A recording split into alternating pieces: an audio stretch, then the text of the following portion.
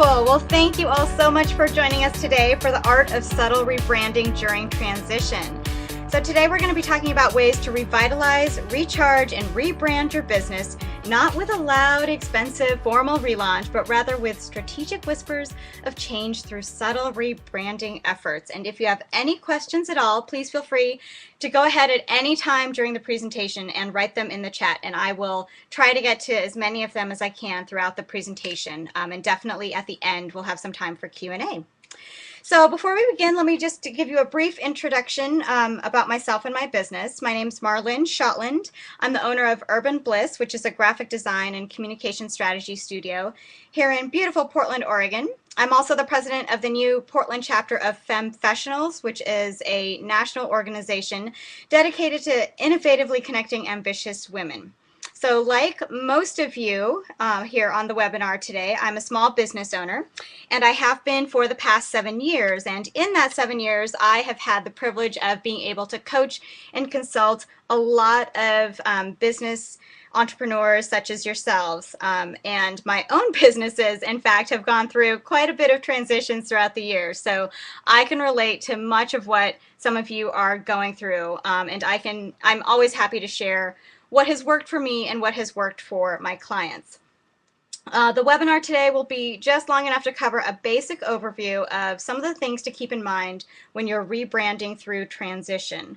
So while corporations may tend to go through large-scale, expensive, time and labor-intensive rebranding strategies, I truly believe that small businesses are at an advantage in that you can make subtle rebranding changes that are cost effective over time and that will still have a big impact on your company's success.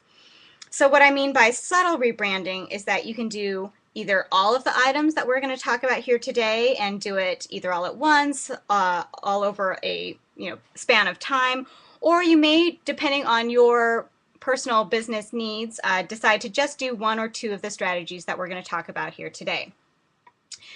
So before we get into rebranding strategies, I just want to make sure we're all on the same page here.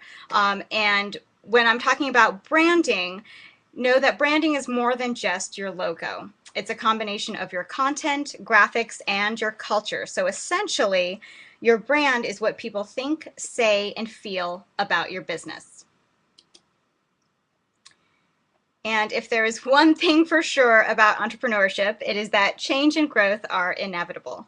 Sometimes rebranding is a necessary strategy for continued success, and in some cases, unfortunately, some of my clients have come to realize that rebranding is actually necessary for survival. So because consistency is the key to building a strong brand, I can't express enough that you really should have a very valid reason for rebranding.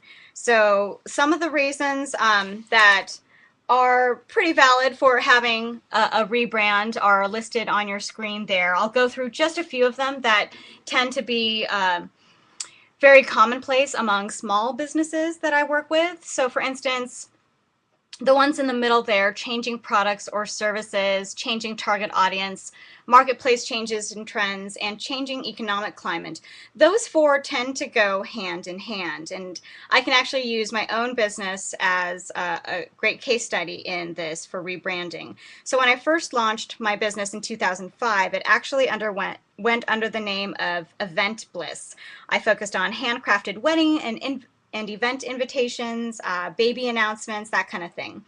So my clients were very happy with the wedding and baby announcements that I created for them, but of course those are short-term events that happen in their lives, and they wanted to continue working with me. So many of them eventually ended up being graphic design clients. And through that, even though that's not necessarily what I looked at doing initially with my business, I quickly learned that that was the direction I wanted to take.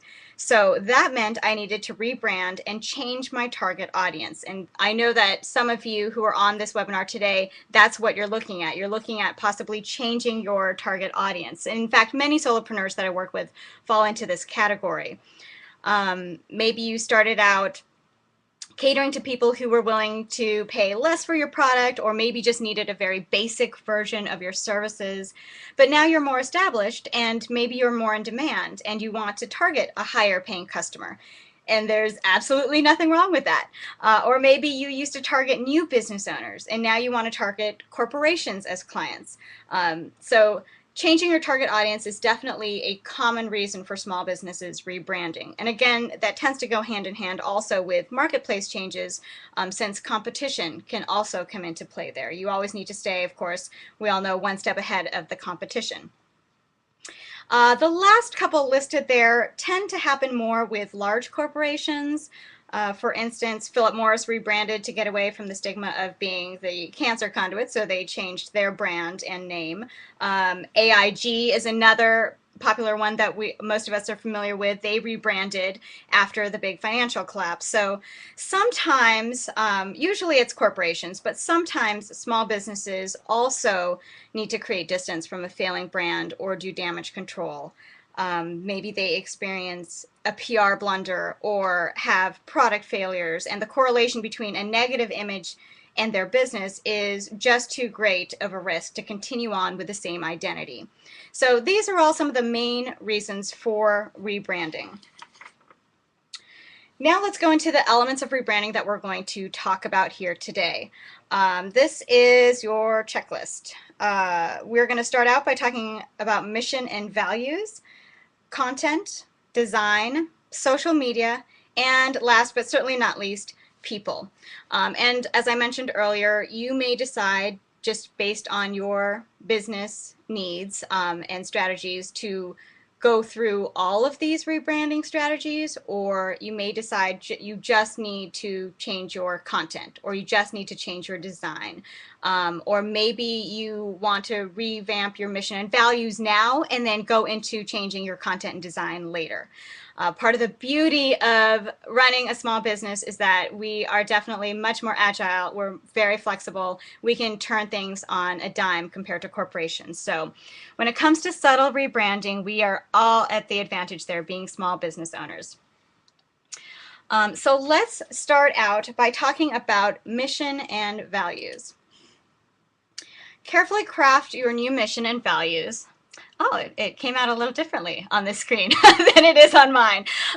And each word should definitely help your business grow stronger. So think about the reason why you're rebranding. You know, hopefully it was 1, 2, 3 of those reasons we talked about earlier. Narrow down your target audience, figure out exactly what you want your customers to think, say, and feel about your business. You are the driver behind your business. You're the driver behind the kind of customers that you attract. Brainstorm keywords that you want your business to own in the marketplace. In order to do this, I will often actually work with clients to develop informal polls, and this is something that you can easily do, you know, using SurveyMonkey. Some of you have WordPress where you can have a plugin that's a poll on your website. And I would even actually focus on trying to just poll your best customers, because as we all know, you know, those are the customers that you want to attract more of. And then what we'll do from those polls is we'll ask them what they think about our business, what words come to mind when they think about our business, and then we'll glean revised keywords from the descriptions that those best customers use to describe my client's company. And that's just a great way to get some new keywords to help you reach that rebranded target audience. And then you develop a new mission statement and a value statement from that. And so just to make sure we're all on the same page, your mission statement is what your business does. For instance, maybe you are a baker. Your mission is to offer the best cakes in all of Orange County with a smile. And then your value statement offers a peek into what your business is all about, your company culture, and the values that everyone who works with or contracts out for your company should aspire to. So once you've settled into your new mission and value statement, everything else on the checklist stems from these two things. So think of them kind of as your guiding light. When you're changing content, does this reflect what our new mission and value statement is? When we are changing design, does this reflect what our new mission and value statements are? So be sure to take the time to develop a solid new mission and value statement. So next we go into content. this is your chance to rewrite your story. I always think that rebranding is such an exciting opportunity. If there's energy in your writing, your current customers will feel it, and you'll attract more of those customers who fit your new target audience with your rebrand. So take a good look at all of the content on your marketing materials. We're talking about your website, your ads, your brochures, your media kits, your product descriptions, your about pages. Take a good look at all of it. And depending again on your individual business rebranding, reasons for rebranding and the depth of your rebranding, you might want to keep some of the old language and just sprinkle in those new keywords that we discussed earlier. Or you might want to start completely from scratch. Whichever is most suitable for you, take the time to comb through your content and write your new business story, keeping your rebranding goals in mind. So then once you've got that content and you're using those great keywords that we've discussed and you've found to really hone in on your new target audience maybe, then we're going to look at your design. So remember that subtle changes can bring big results. Sometimes a rebrand does mean an entirely new logo. However, for most small businesses I work with, it just means a slight shift in design. For example, take a look at the initial logo that I had for my business. And again, we're going to use my business here as a case study. Started out again as Event Bliss. The logo, it's decent, but you know, it definitely was a little bit flowier. It had a serif font on there. We've got the, you know, flowy grass in the middle. It definitely tended to attract those wedding clients and birth announcement clients that I had. So then, as I discussed earlier, I went to Rebrand and wanted to do a little bit more of the graphic design instead of the handcrafted work. And so I did not only just change the name, but I went ahead and changed the logo. So the logo was great. It was subtle enough, and it attracted more of those clients. However, I did find that it just didn't attract the high-level clients I wanted to work with more. I tend to call them growth stage clients. So I kept the name, and well, except for I changed design to media, and that's a subtle change that you can make as well when you're rebranding. And the subtle redesign is really, if you look at it closely, the font is actually still the same, but I ended up using stronger colors for it. And it's just a little bit of a cleaner look. And I decided on the logo of the 3 solid dots. Now the dots aren't just there for pretty presentation. They actually do represent the Urban Bliss values, again, going back to the whole value statement of Urban Bliss. And our values are modern, fresh, and fun. Everything we do, regardless of what it is in the mission statement, everything we do is modern, fresh, and fun. And so those are the 3 dots there. They also happen to represent the 3 areas that we work in, which are design, strategy, and PR. So all of these things, even though they're pretty subtle changes, they did work pretty successfully to make a substantial positive impact on my business. So let's say you've done this. You've done some subtle changes in your logo design, and then all the other design elements will fall into place.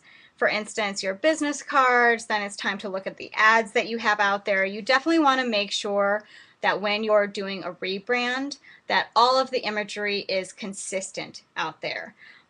Media kits, your website, and one thing I do want to point out about your website when you're rebranding is make sure you don't just focus on the content and you don't just focus on the design. When it comes to your website, if your audience is changing, especially if that's the reason for your rebrand, you also need to look at usability. So you need to look at how your new customers might search differently on your site or how they're going to use your site differently. For instance, you know, I had a baby and child product client, so we had to look at how her users, her new upscale users, were going to search differently. So they tended to look for lookbook instead of portfolio. So things like that. Again, maybe your new audience will get a kick out of a fancy hipster navigation versus your old straight-laced horizontal navigation bar. So again, usability comes into play when you're talking about web web design. But again, really knowing your target audience will help you best determine the subtle rebranding changes that you need to make your website successful.